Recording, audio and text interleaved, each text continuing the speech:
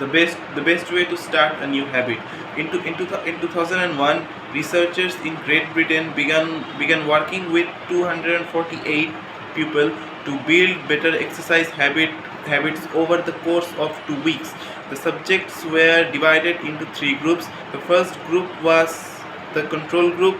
They were simply asked to track how often they exercised. The second group was the motivation group. They were asked not only to track their workouts but also to read some material on the benefits of exercise. The researchers also explained to the group how exercise could reduce the risk of coronary heart disease and improve heart health. Finally, there was the third group.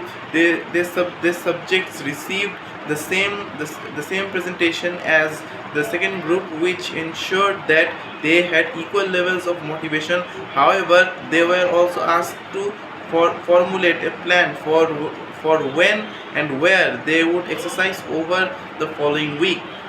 Specifically, each member of the third group completed following sentence: during the next week, will I will partake in at least 20 minutes of vigorous exercise on day, at time, in place. In the first and second groups, 35 to 38% of people exercised at least once per week. Interestingly, the motivational presentation given to the second group seemed to have no meaningful impact on behavior, but 91% of the third group exercised at least once per week, more than double the normal rate. The sentence they filled out is what researchers refer to as an implementation intention, which is a plan you make beforehand about when and where to act. That is how to intend to implement a particular habit. The cues that can trigger a habit come in a wide range in forms: the feel of your phone buzzing in your pocket, the smell of chocolate chip cookies, the sound of ambulance sirens. But the two most common cues are time and location. Implementation intentions leverage both of these cues. Broadly speaking, the format for creating an implementation intention is: when situation X arise, I will perform response Y. Hundreds of studies have shown that implementation intentions are effective to sticking to our goals. Rather, it is writing down the exact time and date when you will get a flu shot, or recording the time of a colonoscopy appointment. They increase the odds that people will stick with habits like recycling, studying, going to sleep early, and stop smoking. Researchers have been Researchers have even found that voter turnout increases when people are forced to create implementation intentions by answering questions like: what route are you taking to the polling station? At what time are you planning to go? What bus will get you there? Other successful government programs have promoted citizens to make a clear plan to send taxes in on time, or provided directions on when and where to pay late traffic bills. The punchline is clear: or people who make a specific plan for when and where they will perform a new habit are more likely to follow through. Too many people try to change their habits without these basic details figured out. We tell ourselves, I am going to eat healthier, or I am going to write more, but we never say when and where these habits are going to happen. We leave it up to chance and hope that we will just remember to do it, or the feel motivated at the right time. And implementation intention sweeps away foggy notions like I want to work out more, or I want to be more productive, or I should vote, and transforms them into a concrete plan of action. Concrete plan of action. Many people think they lack motivation when what they really lack is clarity. It is not always obvious when and where to take action. Some people spend their entire lives waiting for the time to be right to make an improvement. Once an implementation intention has been set, you don't have to wait for inspiration to strike. Do I write a chapter today or not? Do I meditate this morning or at lunch? When the moment of action occurs, there is no need to make a decision. Simply follow your predetermined plan. The simple way to apply this strategy on your habits is to fill out the sentence I will behavior at time in location. Meditation, I will meditate for 1 hour, 1 minute at 7 a.m. in my kitchen. Studying, I will study Spanish for 20 minutes at 6 p.m. in my bedroom. Exercise, I will exercise for 1 hour at 5 p.m. in my local gym. Marriage, I will make my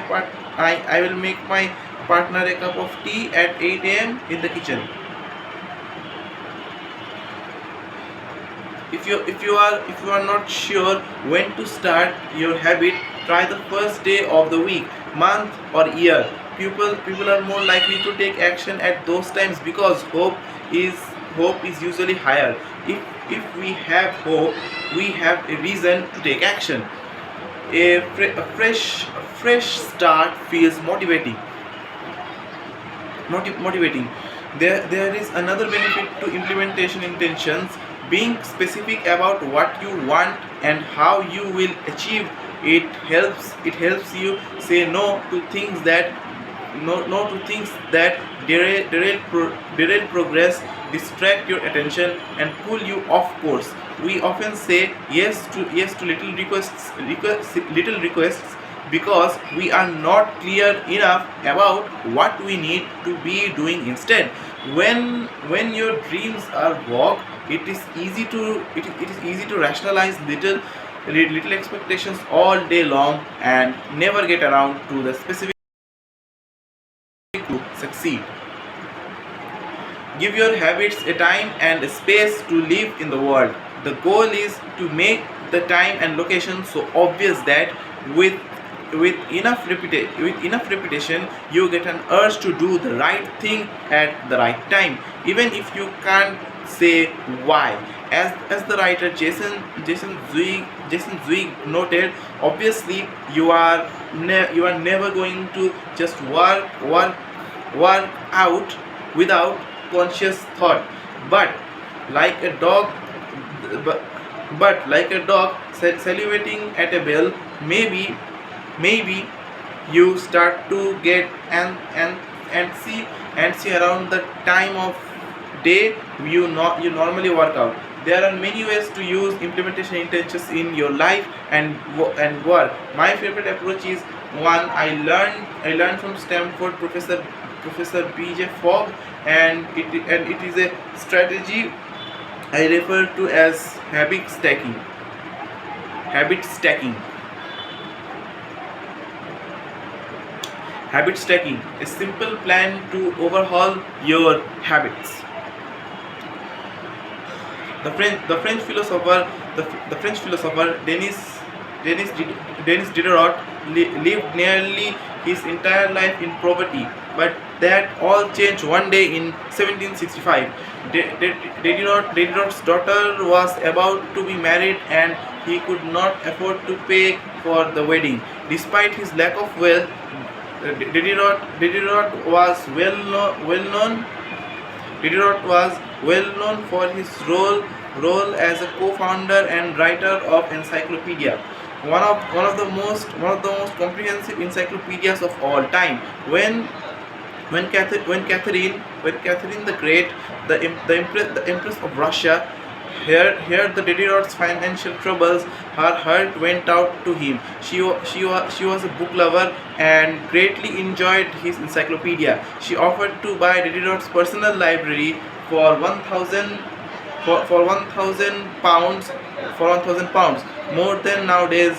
Uh, More than nowadays, $150,000 today. Suddenly, Deriot had money to spare. With his new wealth, he not only paid for the wedding but also acquired a scarlet robe for himself. Deriot's scarlet robe was beautiful, so beautiful in fact that he immediately noticed how out of place it seemed when surrounded by his more common possessions. He wrote that there was no coordination, no more unity, no more beauty between his elegant robe and the rest of his stuff. Did not soon felt the urge to upgrade his possessions. He replaced his rug with one from Damascus. He decorated his home with expensive sculptures. He bought a mirror to place above the mantel and a better kitchen table. He tossed aside his old straw chair for a leather one. Like like falling demons, one purchase led to next. Creditor's behavior is not uncommon. In fact, the tendency for one purchase to lead to another one has a name. The Didierot effect. The Didierot effect states that obtaining a new position often creates a spiral of consumption that leads to additional purchases. You can spot this pattern everywhere. You buy a dress. You buy you can spot this pattern everywhere. You buy a dress and have to get new shoes and earnings to match. You buy a couch and suddenly question the layout of your entire living room. You buy a toy for your children and soon you find yourself purchasing all the accessories that go with it. It is a chain reaction of purchases. Many human behaviors follow this cycle. You often decide what to do next based on what you have just finished doing. Finish doing. Going to the bedroom leads to washing and drying your hands, which reminds you that you need to put the dirty towels in the laundry. So you add laundry detergent to the shopping list, and so on. No behavior happens in isolation. Each action becomes a cue that triggers the next behavior. Why is this important? Now this is the question: why is this important? When it comes to building new habits, you can use the connectedness of behavior to your average, or to your advantage. One of the best ways to build a new habit is to identify a current habit you already do each day and stack your new behavior on top. This is called habit stacking. Habit stacking is a special form of an implementation intention. Rather than pairing with new habits with a particular time and location, you pair it with current habit. This method, which was created by BJ Fogg as part of his Tiny Habits program, can be used to design an obvious cue for nearly any habits. The habit stacking formula is: after current habit, I will do new habit. For example, meditation. After I pour my cup of coffee each morning, I will meditate for 1 minute. Exercise. After I take off my work shoes, I will immediately change into my workout clothes. Gratitude. After I sit down to dinner, I will say one thing I am grateful for that day. Marriage. After I get into bed at night, I will give my partner a kiss. Safety. After I put on my running shoes, I will text a friend or a family member where I am running and how long it will take. The key is to tie your desired behavior into something you already do each day.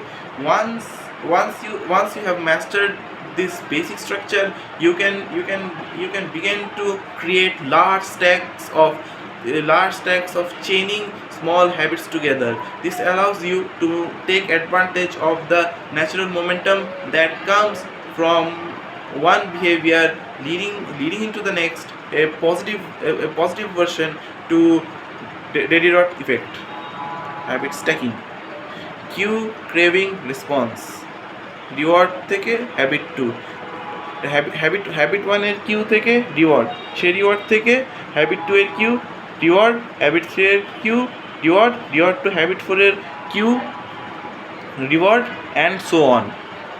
Habit stacking increases the likelihood that you will stick with a habit by stacking your new behavior on top of an old one. This process can be repeated to chain numerous habits together, each one acting as the cue for the next. That's it for today. Assalamu alaikum.